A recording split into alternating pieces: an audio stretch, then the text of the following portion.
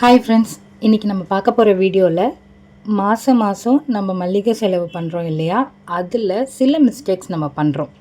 அந்த மிஸ்டேக்ஸை நம்ம அவாய்ட் பண்ணால் நம்ம மந்த்லி நிறைய பணம் சேவ் பண்ணலாம். ஸோ இதுலேயே சேவ் பண்ணி உங்களோட பிடிச்ச பொருளோ இல்லை அந்த மணியை சேவிங்க்கோ நம்ம போடலாம்.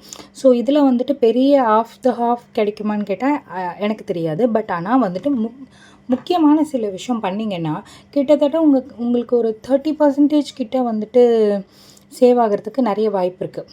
ஓகேவா?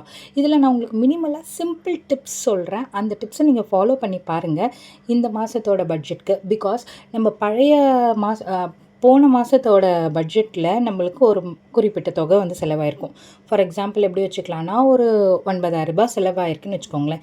இந்த வாட்டி உங்களுக்கு ஒரு 6,500, ஒரு 7,000 அந்த மாதிரி உங்களுக்கு இந்த மாதிரி லிஸ்ட்டில் டோட்டல் வருது அப்படின்னா உங்களுக்கு கிட்டத்தட்ட ஒரு 2,000 கிட்ட உங்களுக்கு சேவிங் இல்லையா? ஸோ அந்த பணத்தை நீங்கள் வேறு ஏதாவது காஸ்ட் யூஸ் பண்ணலாம் இல்லையா? ஸோ அப்படி தான் நான் வந்துட்டு இந்த டிப்ஸை உங்களுக்கு சொல்லித்தரப்போகிறேன். இதில் என்னென்ன பேசிக்காக பண்ண வேண்டிய சிம்பிள் டிப்ஸ் என்னென்னு உங்களுக்கு ஃபஸ்ட்டு சொல்கிறேன்.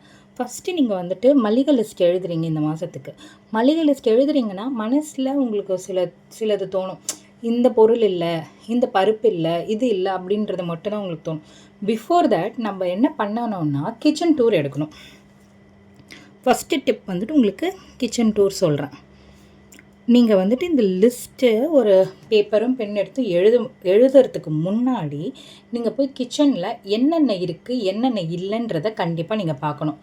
சப்போஸ் நீங்கள் வந்துட்டு கடைக்கு போயிருப்பீங்க, அப்போ நீங்கள் போயிட்டு இட்லி பொடி ஆல்ரெடி இருக்கலாம், நீங்கள் இன்னொரு இட்லி பொடி வாங்கிட்டு வந்துடுவீங்க. சப்போஸ் தேவைப்படும், முன்னாடி தேவைப்படும், அப்புறமா தேவைப்படும். ஸோ இது கொஞ்சம் தான் இருக்குது, காலியாக போகுது, அந்த இஷ்யூலாம் பார்க்காதீங்க. இந்த மந்த்துக்கு இந்த தேவையான ப்ரொவிஷன், இந்த பொருள் நம்மளுக்கு வருமா அப்படின்றத மட்டும் யோசிங்க. ஓகேவா? இந்த மந்த்துக்கு நீங்கள் எவ்வளோ செலவு பண்ணணும் அப்படின்றத நீங்கள் பட்ஜெட் தானே போடுறீங்க. நீங்கள் நெக்ஸ்ட் மந்த்துக்கு வேறு பட்ஜெட் போட போகிறீங்க இல்லையா? நீங்கள் நெக்ஸ்ட் மந்த்துக்கும் சேர்த்து வாங்கணுன்ற அவசியம் கிடையாது. நீங்கள் வந்துட்டு சப்போஸ் இந்த பொருள் கொஞ்சம் தான் இருக்குது, அது மீதி இருக்க அந்த ஒரு 10 நாளைக்கு இல்லை ஒரு 5 நாளைக்கு வந்துட்டு வேறு ஒரு டிஷ் பண்ணி நம்ம அதை கம்பன்சேட் பண்ண முடியும்னா, ஸோ நீங்கள் அந்த பொருளை வாங்காமல் இருக்கிறது தான் புத்திசாலித்தனம்.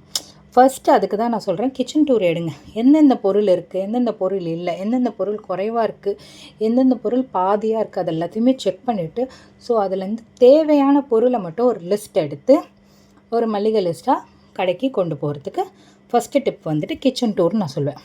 ரெண்டாவது, நீங்கள் வந்துட்டு இப்போ லிஸ்ட் எடுத்துட்டிங்க. நெக்ஸ்ட்டு வந்துட்டு இப்போ நீங்கள் கடைக்கு போகணும். கடைக்கு போகிறது சில பேர் வந்துட்டு சூப்பர் மார்க்கெட்டில் தான் பர்ச்சேஸ் பண்ணுறாங்க. இப்போது மோஸ்ட் ஆஃப் த டைம் வந்துட்டு அந்த பெரிய பெரிய கடையில் வந்துட்டு நீங்கள் பர்ச்சேஸ் பண்ண போகிறீங்க. அங்கே வந்துட்டு சில ஃபேன்சி ஐட்டம்ஸும் போட்டு வச்சுருப்பாங்க. லைக் ஜாரு, இந்த மாதிரி அழகாக எஸ்தட்டிக்காக ஏதாவது பொருள் போட்டு வச்சுருப்பாங்க. நம்ம என்ன பண்ணுவோம், இந்த பொருளை கம்மியாக வாங்கிட்டு ஸோ கொஞ்சம் பொருளை நம்ம வந்துட்டு ஜார், ட்ரேஸ் அப்படின்னு நம்ம கான்சன்ட்ரேட் பண்ணி விட்டுருவோம். ப்ளஸ் அதில் நம்மளுக்கு பார்க்குறதுக்கு வந்துட்டு ரேட் கம்மியாக இருக்கிற மாதிரி தெரியல. As compare to wholesale market அது வந்துட்டு எப்பவும் போல் அதிகமான மணி தான். So I recommend wholesale shop. நம்ம வீட்டு பக்கத்தில் இருக்க அண்ணாச்சி கடையில் ஹோல்சேல் ஷாப்லாம் இருக்கும் இல்லையா? ஸோ அவங்கக்கிட்ட தான் வந்துட்டு ஃபாஸ்ட் மூவிங் குட்ஸ் இருக்கும்.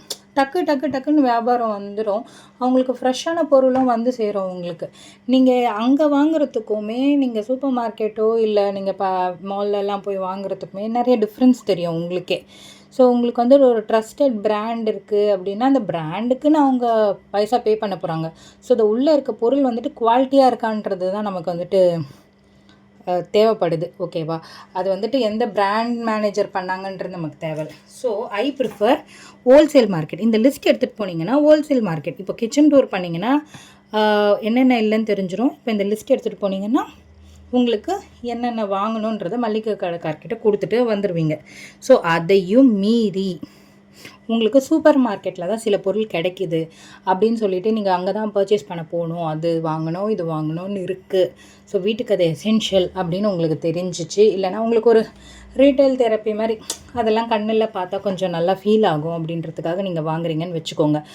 அப்போ நீங்கள் என்ன பண்ணணுன்னா, பிஃபோர் யூ கோ ஷாப்பிங் நீங்கள் வந்துட்டு சாப்பிட்டு தான் போகணும். Eat well.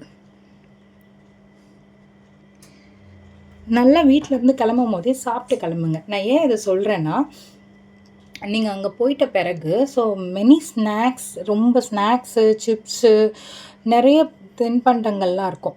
ஸோ அதெல்லாம் நம்மள அட்ராக்ட் பண்ணுற மாதிரி இருக்கும். நம்ம அந்த மைண்ட் செட்டுக்கு, பசியில் இருக்க மைண்ட் செட்டுக்கு அந்த பொருள் நம்மளுக்கு சாப்பிடணும்னு தோணும். ஸோ அது ஃப்யூச்சருக்கும் உதவும்னு சொல்லிட்டு ஒரு 2, 3 பேக்கெட் எடுத்து போட்டு வந்துடுவோம். அதே மாதிரி அந்த ஸ்வீட்ஸும் நம்மளை அட்ராக்ட் பண்ணும். நம்ம அதை ஒரு 2, 3 பேக்கெட் எடுத்து போட்டு வந்துடுவோம். அதை சாப்பிட்டா உடம்புக்கும் நல்லது இல்லை, ப்ளஸ் நம்மளுக்கு அந்த டைமுக்கு வந்துட்டு அந்த டைமுக்கு தான் தேவைப்பட்டுச்சே தவிர்த்துட்டு அதுக்கப்புறம் தேவைப்படாது. ஸோ இதை தவிர்க்கிறதுக்கு என்ன பண்ணலான்னா, யூ பெட்டர் ஈட் அண்ட் கோ. சாப்பிட்டுட்டே கிளம்புங்க. ஸோ சாப்பிட்டுட்டு கிளம்புனா உங்களுக்கு எனர்ஜியும் இருக்கும், என்னென்ன வாங்கணுன்றதை நீங்கள் பிளான் பண்ணிக்கலாம். ப்ளஸ் வந்துட்டு உங்களுக்கு அந்த எப்போ ஷாப்பிங் முடிப்போம், சாப்பிடுவோம் அப்படின்ற ஒரு தாட்டும் இருக்காது. நீங்கள் போய் சாப்பிடலாம், வெளியில் எங்கேயாவது உங்களுக்கு பிடிச்ச ஃபுட்டை வாங்கி சாப்பிட்றது பெட்டர், அப்படி சொல்கிறேன் நான். ஓகேங்களா? இப்போ நீங்கள் சாப்பிட்டுட்டு போகிறீங்க. 4வதாக என்ன பண்ணணுன்னா, எவ்ரி 3 days வந்துட்டு க்ராசரி ஷாப்பிங் வச்சுக்கோங்க.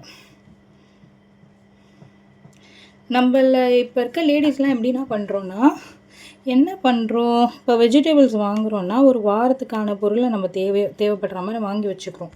நம்ம என்ன பண்ணுறோம், கேரட் தேவைப்படும், பீன்ஸ் தேவைப்படும், புடலங்காய் தேவைப்படும், அந்த மாதிரி நிறைய பொருளை வாங்கி டம்ப் பண்ணி வச்சிடுறோம். நம்ம வந்துட்டு அதை யூஸ் பண்ணாமே சம்டைம்ஸ் போயிடும், சம்டைம்ஸ் அதோட ஃப்ரெஷ்னஸ் சுத்தமாக போயிடும் 1 week ஆகிறதுக்குள்ளே.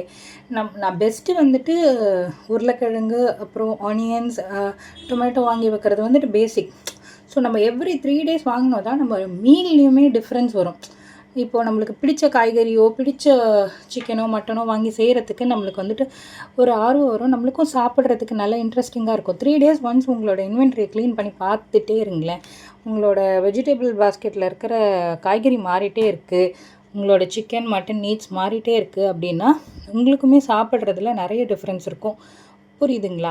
ஸோ பழையசாகிடும் காய்கறி, அதுதான் என்னோடய மெயின் மோட்டோ. பழையசாகிறத விட பழசாகிட்டு தான் வருது கொஞ்சம், பட் அதை விட நம்ம வாங்கி வச்சு சில பொருள் அதில் கெட்டு போகிறதுக்கும் நிறைய வாய்ப்பு இருக்குது. இப்போ ஒரு 4-5 கேரட் வாங்குறீங்கன்னா அதில் ஒரு கேரட் கண்டிப்பாக 1 weekனா கெட்டு போயிடும். அந்த மாதிரி சொல்கிறேன். ஒரு மாதிரி சாஃப்டாகி கெட்டு போயிடும். நம்ம அதை யூஸ் பண்ணுறதுக்கு யோசிப்போம். ஸோ அந்த மாதிரி டைமில் நீங்கள் 3 days வந்துட்டு வெஜிடபிள் ஷாப்பிங் போகிறீங்க அப்படின்னா உங்களுக்கு ரொம்ப நல்லது. சாப்பிட்றதுக்கும் நிறைய மீல் பிளானிங்க்கும் யூஸ்ஃபுல்லாக இருக்கும், ப்ளஸ் மணி சேவிங்கும் கிடைக்கும். நம்மளுக்கு வேஸ்ட் ஆகிற வெஜிடபிள்ஸ் கம்மியாக ஆகும். நெக்ஸ்ட்டு டிப் என்ன சொல்வேன்னா,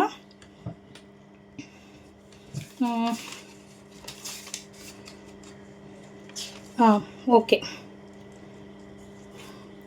நெக்ஸ்ட் வந்துட்டு வீக்கெண்ட் ஷாப்பிங் அண்ட்